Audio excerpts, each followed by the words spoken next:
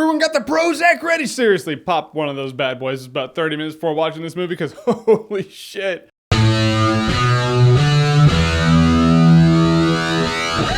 Southpaw. So Southpaw is directed by Antoine Fuqua. Ultimately, it's a story with Jake Gyllenhaal. He's this big-time boxer. He's super successful. He's undefeated. Then his life takes a turn for the worst, and the worst, and then a worst, and worse.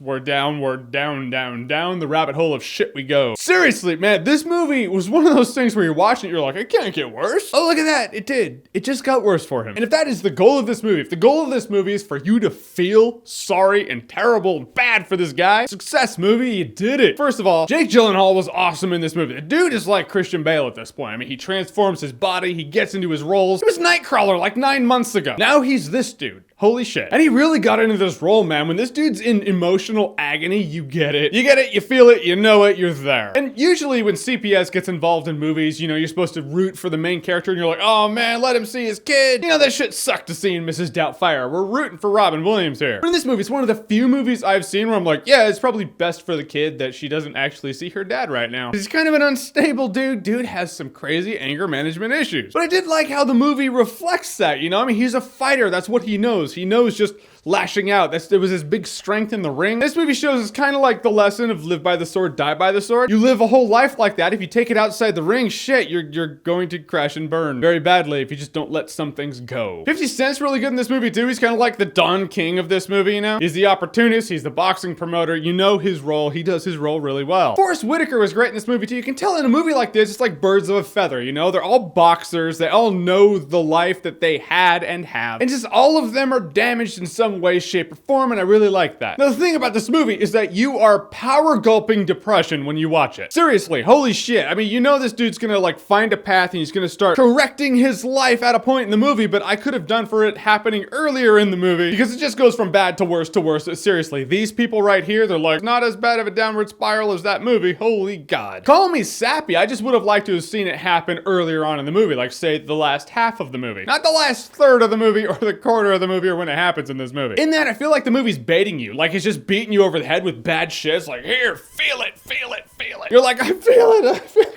Stop, please, stop. And in that, when you hear the premise of this movie, it's like, oh, it's a boxer who had everything and then lost everything. And then guess what happens in the movie? You know what's gonna happen. You know he's gonna kind of find a path and then start course correcting himself. As much as the execution in this movie is abnormally depressing, it's kind of predictable in where the movie's gonna go. Ultimately, guys, I give it up for the cast in this movie because everyone in this movie did a great job. They're all great actors. Once again, Jake Gyllenhaal kills it. He's not gonna get an Oscar or anything because if he didn't for Nightcrawler, he's just not going to for this. But he was great in the movie. Everyone was great in the movie. The movie gives you the feels. It makes you feel whether you want to or not. So I will say Southpaw is a good time. No alcohol required. Although you might want to have a couple shots after the movie.